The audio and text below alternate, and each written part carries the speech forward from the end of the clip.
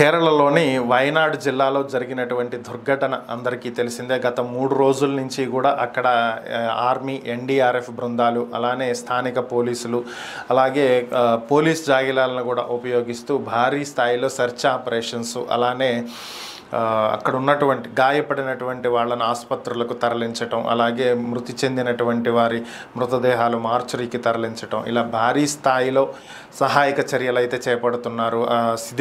శిథిలమైపోయినటువంటి వాటిని, శిథిలాలను తొలగించటం, ఇలా 3 రోజుల నుంచి ఎంత కృషి చేసినా కూడా ఈ రోజుకి కూడా అక్కడ పరిస్థితులు చక్కబడినటువంటి పరిస్థితి.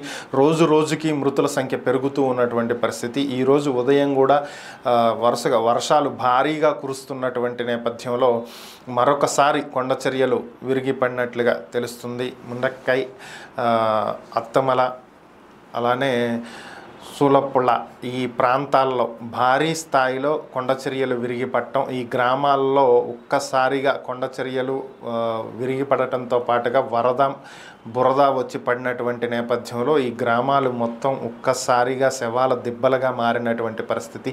ఎంతోమంది ప్రాణాలు కోల్పోయినటువంటి పరిస్థితి. ఈరోజు ఇప్పుడు మనకున్న సమాచారం ప్రకారం 280 మందికి పైగా మృతి చెందినట్లుగా తెలుస్తుంది.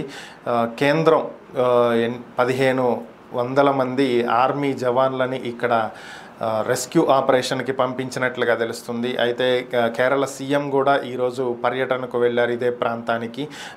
ఎంతో వేగంగా సహాయక చర్యలు చేపడుతున్నప్పటికీ కూడా ఇంకా పరిస్థితిని చక్కదిద్దలేనటువంటి పరిస్థితి. ఇంకా ఎంతమంది శిథిలాల కింద ప్రాణాలతో పోరాడుతున్నారో తెలియనటువంటి పరిస్థితి. ఇలాంటి ఘోరమైనటువంటి పరిస్థితిని గతంలో ఎన్నడూ చూడలేదు అని చెప్పి కేరళ ప్రభుత్వం కూడా స్పందిస్తున్నటువంటి పరిస్థితి.